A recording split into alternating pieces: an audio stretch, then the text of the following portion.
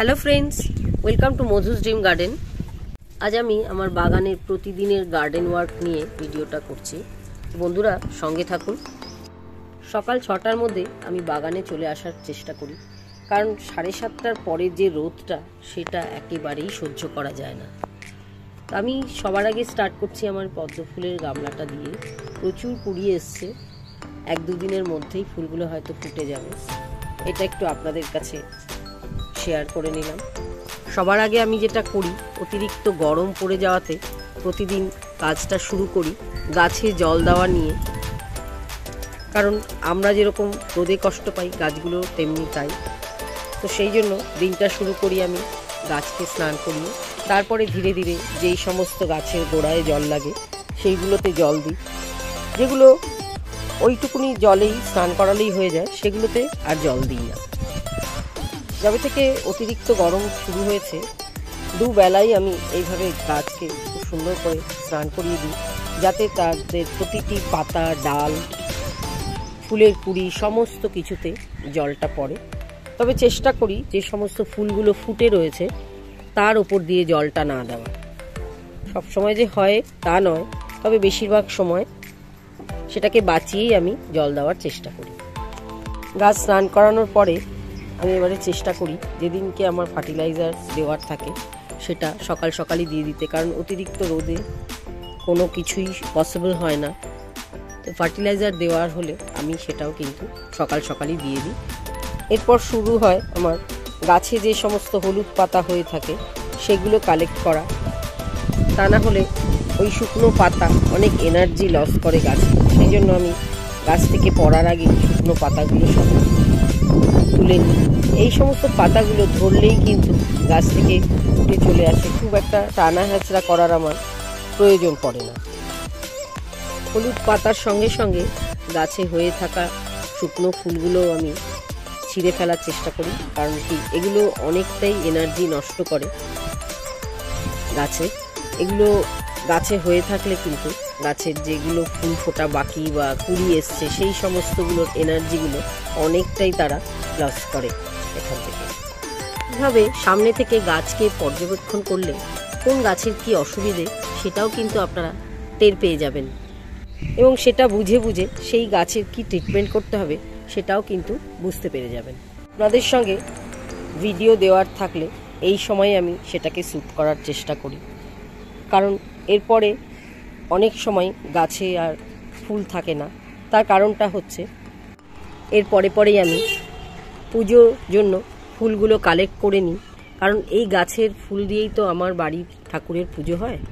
তো এগুলো কিন্তু আমাকে সকালবেলায় করে ফেলতে হয়, তা না হলে এরপরে যে বললাম অতিরিক্ত রোদে আজকাল কোনো কিছুই করতে ভালোও লাগে না, এনার্জিতেও কুলোয় না।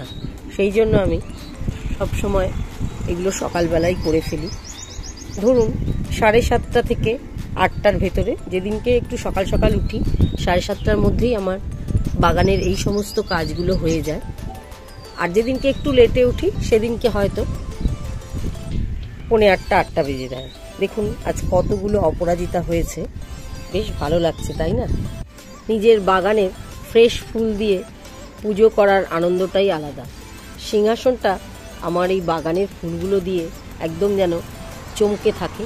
প্রতিদিনই আমি এইভাবেই সকালবেলায় ফুল কালেক্ট করি। আমার নিচের বাগানেও বেশ কিছু টগর গাছ আছে, অপরাজিতা আছে, সেখান থেকেও ফুলগুলো আমি তুলে নিয়ে আসি। এই পিঙ্ক আর সাদা কালারের দেশি জবাটা একটু পরে ফোটে, সেই জন্য আমাকে আবার পুজো দেওয়ার আগে একবার ছাদে আসতে হয়। ঠাকুরের বেলপাতা, তুলসী পাতা সবই আমি আমার বাগান থেকে কালেক্ট করে ফেলি। এমনকি বৃহস্পতিবারে যে ঘটে পান পাতাটা লাগে সে গাছও কিন্তু আমার বাগানে আমি লাগিয়ে রেখেছি। পুজোর জন্য কোনো কিছুই আর আমার বাইরে থেকে কিনতে হয় না।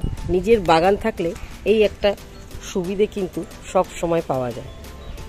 পুজোর ফুল তোলা হয়ে গেলে তারপরে আমি আর ছাদে থাকি না, কারণ গরম বেড়ে যায়। আপনাদের সঙ্গে তো আগেই আলোচনা করলাম, সেটা সবাই নিশ্চয়ই আপনারা তাই করেন।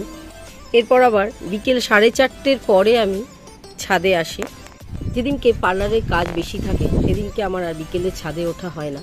বিউটিকে বলি ওই একটু গাছগুলোতে জল দিয়ে দেয়, কারণ এই গরমে 2বার করে জল না দিলে গাছগুলো একেবারেই ঝিমিয়ে পড়ে।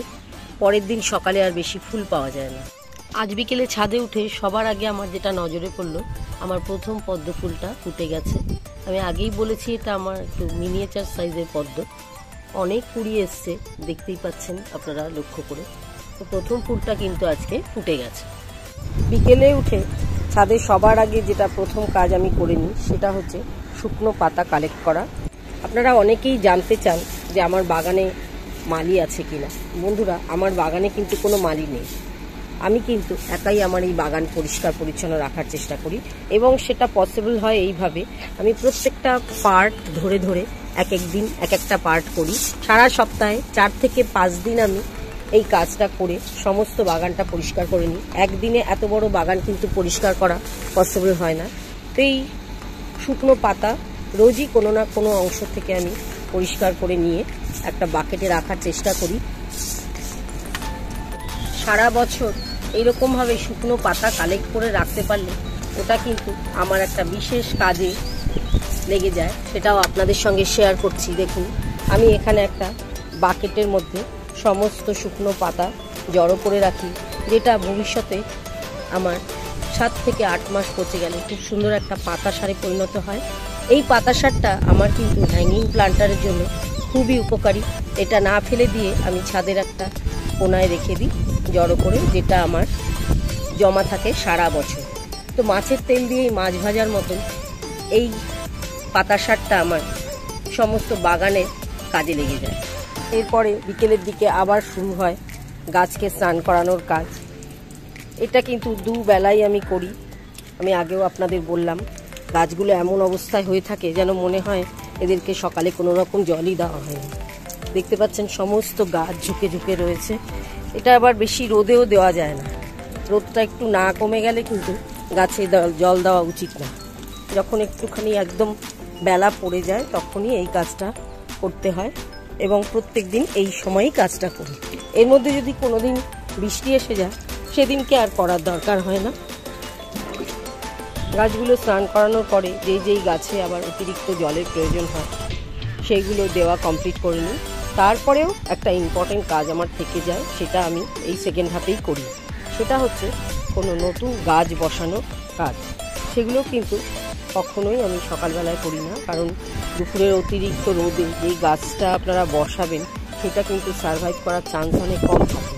সেক্ষেত্রে সবসময় সেটা সেকেন্ড হাফে, মানে বিকেল বা সন্ধ্যেবেলা দিকে করাই সব থেকে ভালো। আর যেমন এই যে কলিয়াসের কয়েকটা কাটিং বেশ ঝোপালো হয়ে গেছে, এগুলো আমি একটু বড় পটে শিফট করে দেবো। এগুলো ছাড়াও বিকেলের দিকে আরও একটা ইম্পর্টেন্ট কাজ থাকে আমার, সেটা হচ্ছে গাছে পেস্টিসাইড প্রয়োগ করা। এটাও কিন্তু সকালের দিকে করা যায় না, সেকেন্ড হাফে মানে সূর্য নেমে যাওয়ার পরে কিন্তু এটা করতে হয়। এটা সবসময় সব দিন থাকে না, সপ্তাহে যেদিন আমি পেস্টিসাইড দিই সেদিনকে আমি এই কাজটা, জল দেওয়ার পরে যখন পাতাগুলো শুকিয়ে যায় তারপরে আমি পেস্টিসাইডটা দিয়ে দিই। জলের ওপরে তো দেওয়া যায় না। এই ছিল আমার একটা সারা দিনের গার্ডেনিং ওয়ার্ক, যেটা আজকে আপনাদের সঙ্গে আমি শেয়ার করলাম। এই ভিডিওটাতে আমি শুধু গার্ডেনিং ওয়ার্ক নয়, অনেক ছোট ছোট টিপস দিলাম, সেগুলো হয়তো আপনাদের কখনো না কখনো কাজে লেগে যাবে। ফলো করলে নিশ্চয়ই সেটা বুঝতে পারবেন। যেমন গরমকালে গাছে কবার জল দেবেন আর কিভাবে দেবেন, তবে গাছ আপনাদের সুস্থ থাকবে। শুকনো পাতা জমিয়ে কিভাবে পাতা সার তৈরি করবেন, গাছে খাবার কোন সময় দিতে হয়, আর পেস্টিসাইডই বা কোন সময় দিতে হয়, সব কিছুই কিন্তু এই ভিডিওর মাধ্যমে শেয়ার করলাম। ভালো লেগে থাকলে অবশ্যই কমেন্টস বক্সে লিখে জানাবেন। আজকের ভিডিওটা এখানেই শেষ করলাম। দেখা হবে আবার অন্য কোনো দিন অন্য কোনো নতুন টপিকসের সঙ্গে।